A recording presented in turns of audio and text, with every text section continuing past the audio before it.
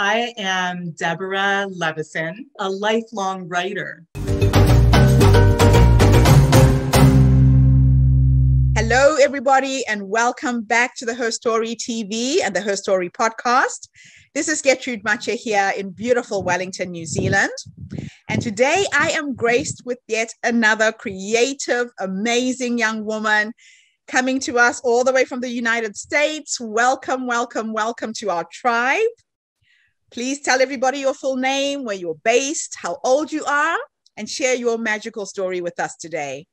Hi, so I am Deborah Levison, and I don't know if I'm all that young. I'm 56 years old, but I'm actually in Trumbull, Connecticut in the USA, which is a little town about an hour outside of New York City, not too far from the water. And not the place where I grew up. I actually grew up in Toronto, Canada, and ended up landing in this little town. Ironically, never thought I would end up spending so many years here, but here I am. So dual citizen, Canadian and American, and a lifelong writer. Ever since college, I've been a professional journalist. I've been a ghostwriter, freelance writer, and publicist, and still have always had the lifelong dream of being an author. You know, when I was little, I spent a lot of time in my little local village library. And summers, especially rainy days, sort of roaming the dusty shelves and always wishing that I had a book of my own on the shelf. Maybe it was a matter of not being able to do other things. I mean, I certainly couldn't do anything math related, but I always wanted to be a storyteller, and I always wished I had a book of my own. The thing was, I wasn't sure what to write about. And sort of in my teens and early 20s, I was just into very fluffy contemporary fiction. And so I thought, okay, that might be the way to start. And then it wasn't until 2010 when something happened to my family that actually set me on the path of writing my debut book. And I'll just show you a copy. This is The Crate, my debut nonfiction true crime story. And here it is in audio. And this is not a book I ever expected to write, because in 2010, it started with a phone call. I'd already been living here in Connecticut. My brother called from Canada to say that he had discovered a wooden crate. It was nailed very tightly shut. It was shoved underneath our family's lake house north of Toronto in this very pristine, very beautifully wooded region of Canada called Muskoka. And when that crate was opened, the contents were just horrifying. It was absolutely the most awful thing you could ever imagine. And so the contents, this discovery, it just rocked my family. I had 3 young children that I felt I had to protect from the violence of this whole situation. My husband and I were completely freaked out. My brother became a murder suspect. Oh. And of course, the story was carried coast to coast in all the media. It was in all the headlines. It was on television and on the covers of magazines. And the worst part was that my parents, who were elderly at the time, they were traumatized because the violence of this whole situation, the evil of the situation, it dredged up all their memories of having survived the Holocaust. My parents, both Holocaust survivors, both, went through the most horrific experiences in the Second World War, concentration camps, death marches, cattle cars, starvation, losing all of their families. And when they came to North America as refugees in 1956, they thought they left the violence behind in Europe. They thought they were coming to a place of calm and innocence where they could forget the horrible memories, and it was a place of refuge. And especially this lake house of ours, which they built by hand in the 1970s. This place, our cottage, it represented sanctuary for them.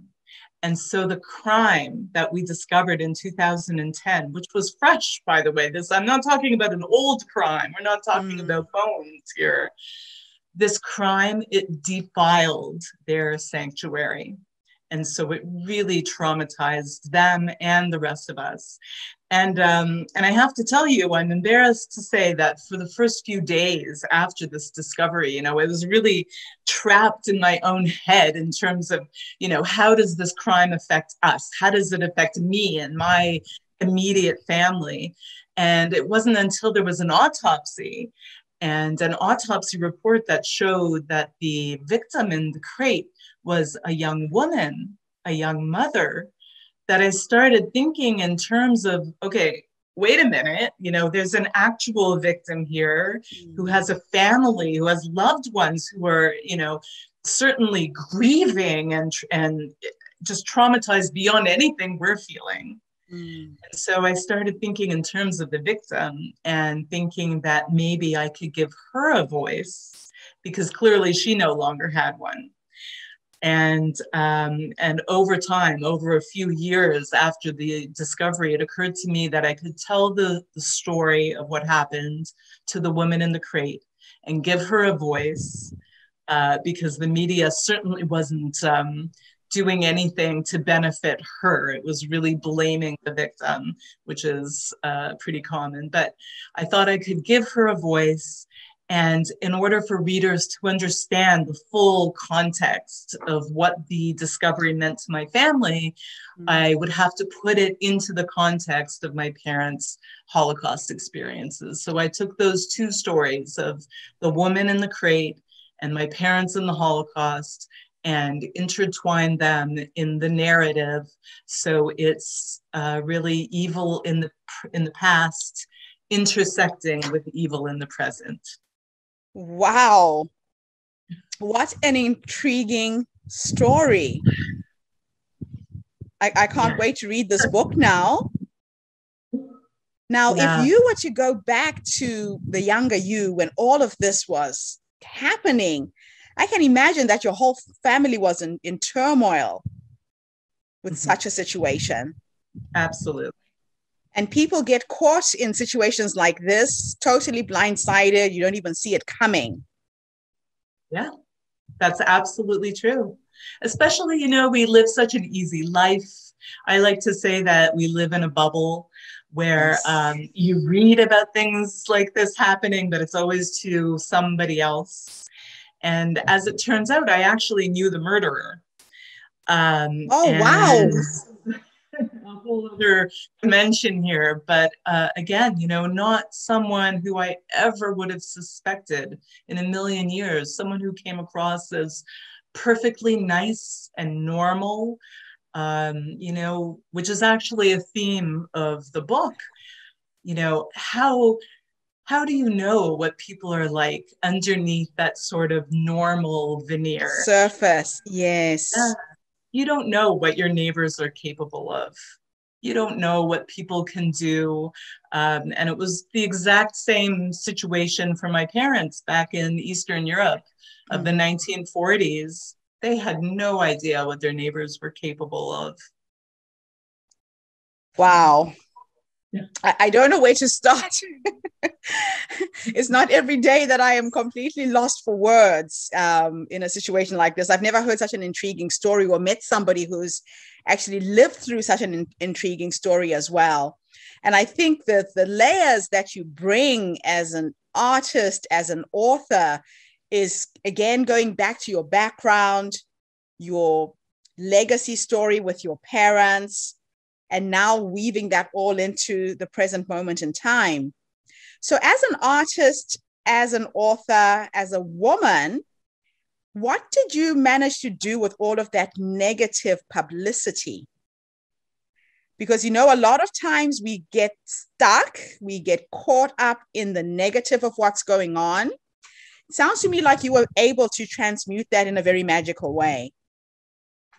Well, by negative publicity, I'm thinking you're talking about the coverage of the crime itself and Yes. the negative light in which they cast the victim. You know, I think all we can ever do in terms of combating any kind of media misconceptions is tell the truth. Yeah. That's all we have, you know, to combat any kind of twisting of the facts. We have to tell the truth. And so fortunately, I was able to get in touch with the victim's mother and sister, who actually figure quite prominently in the story. And they were able to tell me, you know, the real facts of the victim's life. And her name is Samantha, by the way, and a beautiful young woman who had 2 children.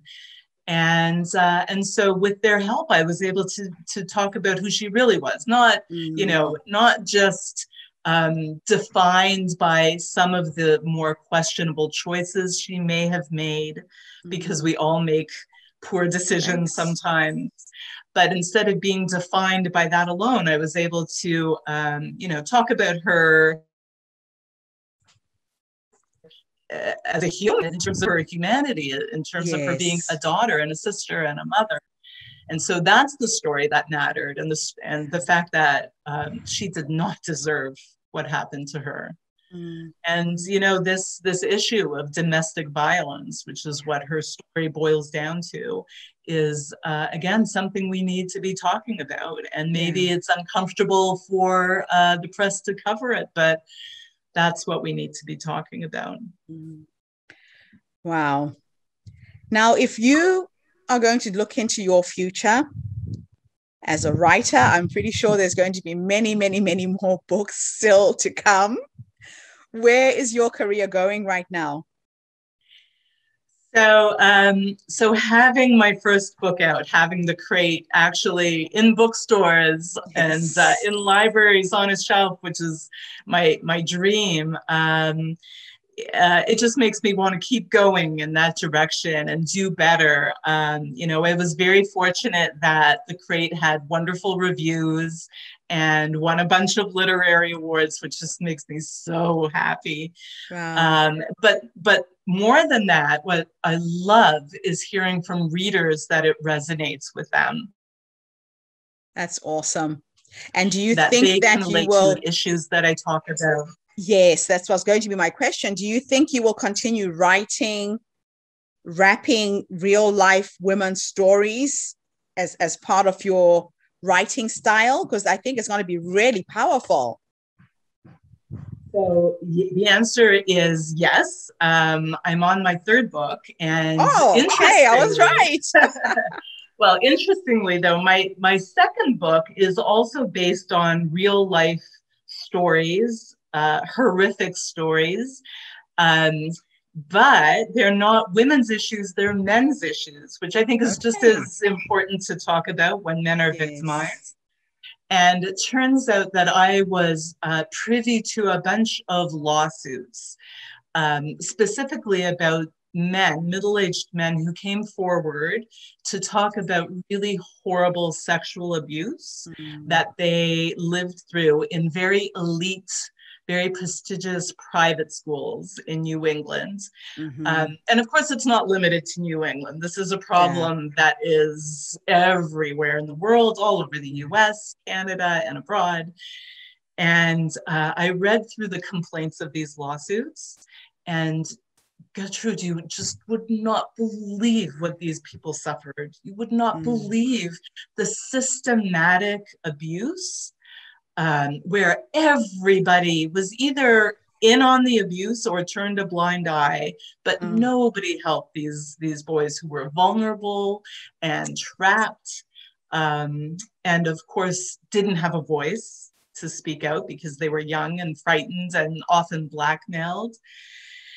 And so I really felt that this was, again, an issue that had to be tackled. And if I wrote a book and even one person was sort of compelled to come forward and tell his own story, then it would be a success. So I wrote the book. It hasn't been published yet.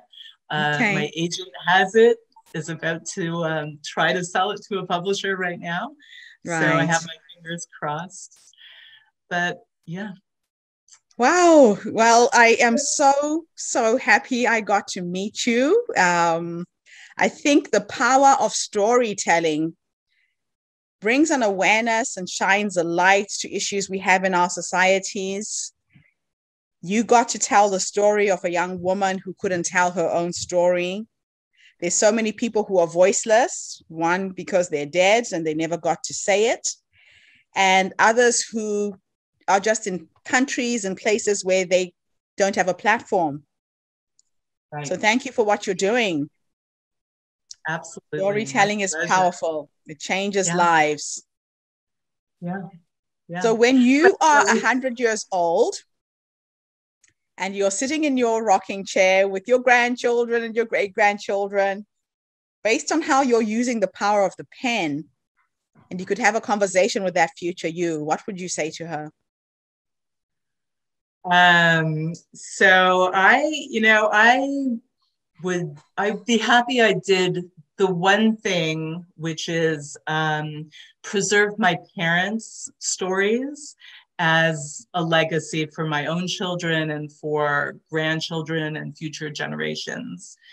Because the Holocaust is a subject that is very, not just near and dear to my heart, but something that I've lived as a child of survivors. It's shaped my own identity much more than I ever knew as a child.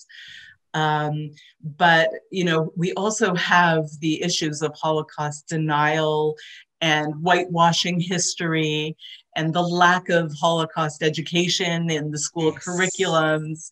I don't know how it is in New Zealand, but here in the USA, I think we only have 17 states that mandate Holocaust education. And even that isn't a set curriculum. There's quite a bit of leeway in terms of how teachers want to teach it, or how much they spend teaching, how much time they spend teaching it. So there's a lot of work to be done in terms of education. But, to write my parents' stories down was, for one thing, it was a gift from me to them to preserve their stories in a way they couldn't do it themselves. Yeah. And then, I really wanted my children to know their grandparents' histories, their great-grandparents' histories. And, it was something that I spent my entire childhood questioning, where were my relatives? Why did I only have one grandmother when all my friends had aunts and uncles and cousins and 4 grandparents and I had none? There was so much confusion surrounding who we were as a family, and so much, just so many questions, because my parents never talked about what happened to them. They never. I went to Auschwitz not last year, the year before. My husband is Polish, so we went on this tour, and I remember standing in that concentration camp and thinking every human being on the planet needs to come and see what happened and experience it. And, just standing, it is sacred ground. Just standing there, you can feel it, you can absorb it. It's still with me. I still have never been able to shake off what I experienced there. And until we start sharing this kind of history, the atrocities of the past, it will happen again. And it will happen again. And that's why history is important. That's why we need to teach children so that they can be better human beings going forwards. And I can totally understand why your parents never talked about it, because that's not something you want to remember. My in-laws, I got the pleasure of meeting my mother-in-law before she died. She missed going to the gas chambers. She was 12 or 13. She was working for a Jewish family, and they wanted her to work on a Sunday. And she decided that because she was Catholic, she didn't want to do that. And they reported her to the Gestapo. And she was almost put in one of those trains, but was saved by another family. And she ended up working in a hospital. And she tells her story. And my father-in-law was 14. And he was actually put on the train to Germany. And the story is he cried so much on the way there. When he got to Germany, he looked like he was ill. His eyes were puffed up. They sent him back to Poland. So my husband exists, and both his parents missed Auschwitz. And so I'm kind of in that world. I got to see it. I got to talk to people who have survived it. And you're so right. We should not forget. And the school systems need to do more to educate. Fortunately, countries like New Zealand do have it on the curriculum. It's something that is studied.